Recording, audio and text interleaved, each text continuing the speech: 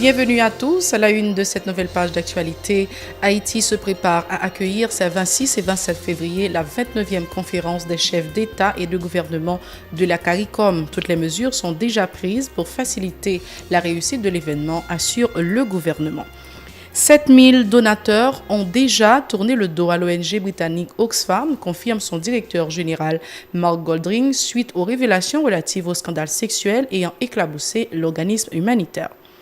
Le Sénat de la République n'est pas en crise, tente de rassurer son président face aux insinuations des sénateurs minoritaires. Joseph Lambert appelle les sénateurs à trouver une entente politique en vue de dégeler la situation.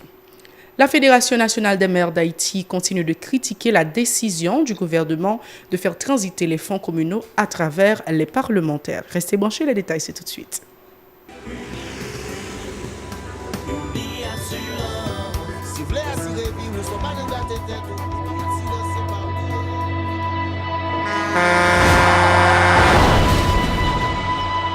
En général, moun pa reme pran assurance. Yo considéré que son l'argent rejeté. Et pourtant, l'argent assurance te doué dans le budget ou à côté l'argent kayak, l'argent mangé. Li là pour les deux ou traverser un mauvais pas. Gardez tout à côté ou. Ouais comment gros problème qu'on entre sur le monde sans attendre. Mandez Dieu pardon, ça qu'arrive autour. Une assurance dit ou précaution pas capon. Les mal arrivés, les faux amis flair saison a fait comme si on pas de jambe connaît. Une assurance après rétablir au pour le dire continuer vivre la vie quitter ce course là non mais nous. Une assurance. Vivez en toute assurance. Vous êtes sur la télé Pacifique, vous suivez Info Pacifique, le développement. Le Sénat de la République n'est pas en crise, c'est ce que tente de rassurer le président du Sénat face aux insinuations de ses collègues du groupe minoritaire qui s'opposent à la tenue de séances statutaires au Grand Corps afin de contester le transfert du rapport Petro-Caribé à la Cour supérieure des comptes et du contentieux administratif. Joseph Lambert, qui soutient les désaccords, sont familiers aux assemblées politiques, dit espérer que les sénateurs parviendront à une entente politique susceptible de dégeler la situation au Sénat. Ces explications au micro d'Edlen Vernal et Francineus. Pas gagner une société qui vive sans conflit. Le conflit, sont bagaille qui est permanent. Mais ce n'est pas pour autant une guerre dans une assemblée d'élus, de sénateurs, qui est animé de convictions différentes, de visions différentes, et qui peut partager les mêmes points de vue que tous l'autre collègues qui sont dans l'Assemblée. Il est tout à fait normal que dans l'Assemblée de contradictions pareilles, qu'il y ait des sénateurs qui eux-mêmes gagnent une attitude par rapport à une situation quelconque, ou bien un acte quelconque de l'Assemblée. Mais ce que je peux dire, on n'a pas un Sénat en crise, comme le prétend le sénateur Sénatus, mais on a un Sénat qui, à la suite d'une résolution, je dis bien oui, une résolution, ça pourrait être n'importe quelle résolution. Non, ça capable n'importe quelle autre résolution, qu'on n'est pas d'accord. Alors, pensez que c'est seule résolution qu'on va joindre que... Ou bien on vote, ou pensez peut-être qu'on va avoir un problème dans le Sénat. Le Sénat, dans sa nature même, est une assemblée de division et une assemblée de contradiction. Sinon, et c'est ça qui fait la force de la démocratie.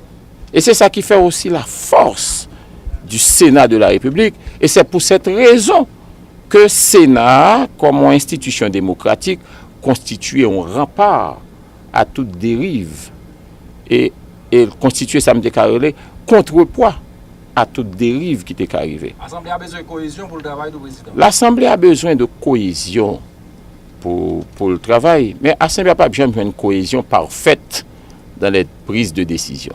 Ça n'a pas existé dans l'Assemblée politique. Une Assemblée politique reste et demeure une Assemblée politique, une Assemblée de contradiction. Merci beaucoup. Le gouvernement a annoncé que toutes les dispositions ont été adoptées en vue d'accueillir la 29e conférence des chefs d'État et de gouvernement de la communauté des Caraïbes CARICOM de la capitale les 26 et 27 février prochains. L'ambassadeur d'Haïti accrédité auprès de la CARICOM, Peterson Noël, a confirmé la participation des 16 États membres de cette structure à cette assemblée. Des sujets liés aux catastrophes naturelles, la sécurité et le développement durable seront particulièrement traités pendant ces jours, a précisé le diplomate. Peterson Noël au micro de Mario Sylvain et David Mercius.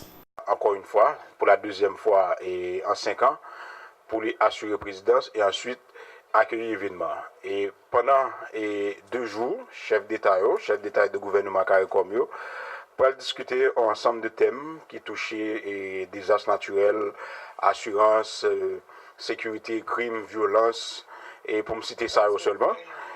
Et pendant la période ça, et j'aime dire noir, il y a débat de thème ça, mais en termes de participation, nous déjà gagné pratiquement tout pays CARICOM, à l'exception de Montserrat qui n'est pas confirmé, et 2 États qui ont statut et associés, qui sont Île Vierge et Île Turque qui ont participé. Ça veut dire au total, nous avons 16 États membres qui confirmés et qui ont venu au niveau de président, vice-président, premier ministre, ministre des Affaires étrangères, et nous avons une seule délégation qui a non rang ambassadeur.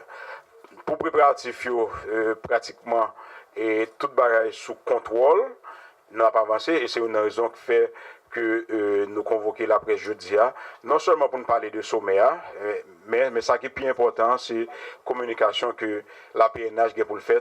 Le porte-parole adjoint de la police nationale, Gary Desrosiers, informe que plus de 400 policiers seront mobilisés dans la capitale et sa périphérie dans le cadre de cet événement. Il prévient des difficultés au niveau de la circulation des véhicules au niveau du boulevard Toussaint-Louverture à Juvena et Turgeau. L'inspecteur Desrosiers appelle la collaboration de la population pour faciliter la tâche aux agents de l'ordre. Ces déclarations. Zone route aéroport rivé Mariotte et la circulation pas fluide, et c'est là justement que nous demandons et collaboration justement et chauffeur gagner tout aéroport Clercine qui pas fluide tout, mais présence agent circulation il y a très certaine, et au niveau Delma 33, Delma 60 pour arriver zone Caribé, également zone Juvénayo et Carrefour et Canapé Vert pardon, et Bois Patate, c'est des zones justement qui a posé des problèmes de circulation. Gagné et 454 policiers qui mobilisés au niveau de la PNH.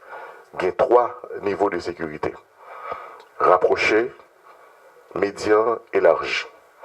Gagné 3 sites justement que la police même a sécurisé.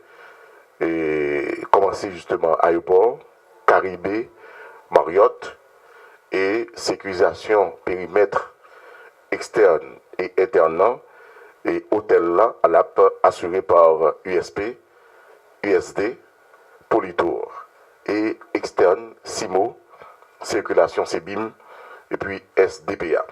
La Fédération nationale des maires d'Haïti, FENAM, continue de critiquer la décision du gouvernement de faire transiter les fonds communaux via les parlementaires. La FENAM s'en prend notamment au ministre de la Planification et de la Coopération externe, dont il réclame le renvoi dans une résolution adoptée lors d'un rassemblement vendredi à Pétionville. Décellement Ziki Rebekaline, maire de la Cule du Nord, est le secrétaire général de la FENAM. Ces déclarations. Considérant les fonds communaux et ceux des sections communales destinés à réaliser des projets de développement au niveau local n'ont pas été décaissés depuis plus de 2 ans, considérant que les maires et les CASEC de la République sont des agents de développement, considérant que des parlementaires, des délégués et vice-délégués, des directeurs départementaux travaillent en dehors de la limite de leurs attributions, considérant la nécessité de rendre effective la décentralisation et la déconcentration permettant aux collectivités territoriales de s'acquitter efficacement de leurs responsabilités envers leurs populations respectives, considérant que les déclarations relatives aux fonds communaux de M.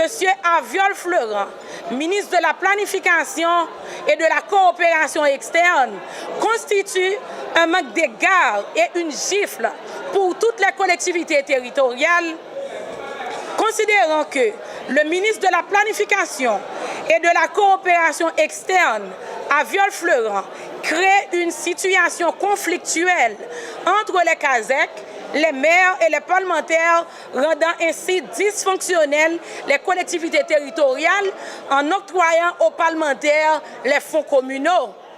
Tous les maires de la République exigent 1. Le départ du ministre de la Planification et de la Coopération externe, Aviol Florent, du gouvernement avant le lundi 5 mars 2018. Le cas contraire, nous prendrons toutes les dispositions qui s'imposent, et ce, sans exclure la fermeture des portes de toute la mairie de la République. La filiale haïtienne de l'organisation internationale dénommée ARCH a organisé vendredi sa deuxième assemblée générale annuelle à Port-au-Prince. Membres, partenaires et donateurs de l'institution ont pris part à cette activité. L'occasion pour la présidente du conseil d'administration, Rhodes Jules Garçon, de dresser le bilan de ses activités pour l'année 2017 et présenter les perspectives pour 2018. Elle s'est félicitée du travail accompli par l'organisme humanitaire en dépit des difficultés rencontrées au cours de l'année précédente, mettant l'accent sur le renforcement des capacités des membres et la création d'activités génératrices de revenus. Ces précisions recueillies par Nancy Constant et Wedley Ludger. Nous 13 au niveau du conseil d'administration. Si nous prenons au niveau de monde que nous accueillons, parce que l'ARCH sont institutions qui accueillent des gens qui vivent avec un handicap mental. Donc nous avons deux foyers, dans deux foyers ça au total, nous avons 35 personnes que nous accueillons qui ont dormi levé là. Dans l'école là, dans le centre que nous accueillons Timonio, le centre d'éveil, nous avons 25 personnes. Et puis nous avons assistants et nous avons responsables de foyer, de communauté et responsables d'atelier. Une nouvelle année, deux nouvelles perspectives. Une perspective, c'est arriver à collecter des fonds pour nous capables de continuer de faire travail auprès des amis, auprès de monde que nous accueillons, que nous les amis. C'est vraiment organiser des activités génératrices de revenus. L'autre activité, c'est vraiment mettre sous pied centre d'éveil là, côté que nous accueillons une trentaine de petits monde que moi dit avec un curriculum tout neuf, avec des ateliers, un atelier de couture, un atelier de poterie, un atelier de cuisine, tout ça au service des petits monde qui ont une déficience intellectuelle qui viennent là.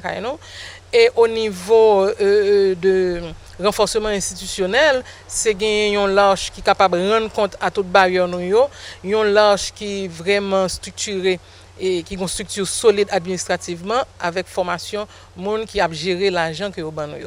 Par ailleurs, Mme Garçon dit espérer recueillir beaucoup plus de fonds afin que ARCH Haïti puisse agrandir sa capacité d'accueillir des personnes à besoins spéciaux. Elle précise que l'ONG héberge actuellement 35 pensionnaires, dont ses succursales à Carrefour dans le département de l'Ouest et Chantal dans le sud du pays. ARCH Haïti en a profité pour décerner des certificats à 5 travailleurs humanitaires pour leur contribution au renforcement de l'institution. Ces déclarations. 2 ans de cela, l'ARCH est parti en refondation. Ça veut dire que nous avons chita pour nous voir qui l'ARCH nous voulons gagner. Nous l'ARCH qui est parti avec des valeurs haïtiennes. Et nous avons sorti un plan stratégique avec un plan opérationnel, un plan stratégique qui a gagné 5 axes là-dedans. Et au niveau de axe, nous avons parlé de axe relocalisation, nous avons axe et activité génératrice de revenus, nous avons axe côté que nous voulons remembrer ça, nous avons un cours centre d'éveil avec centre de réhabilitation, nous avons axe côté que nous voulons renforcer et compétences moun qui travaillent dans la show et puis renforcer développement l'âge peut-être parler et puis nous avons un axe qui c'est lui-même pour nous capables de faire plaidoyer de l'âge et aussi travail sur la spiritualité de l'âge. Au niveau de chaque axe, nous gagnons des résultats positifs.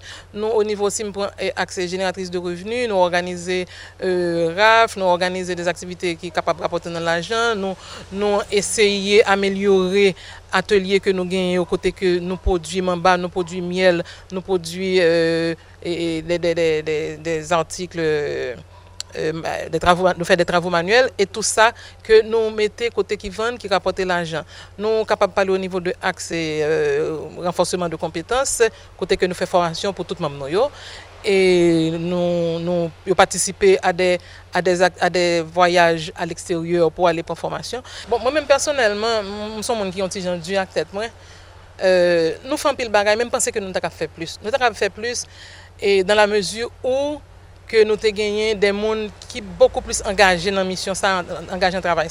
Dans la mesure où toute situation environnementale est prêtée à ça, nous avons pile défi par rapport à la situation de tension que nous avons vécu dans le pays. Nous avons fait beaucoup plus tout si pas gagné Mathieu qui était un gros coup de soufflette dans l'âge, Chantal. Merci d'avoir été avec nous. Restez branchés à la Télé Pacifique. Bon week-end.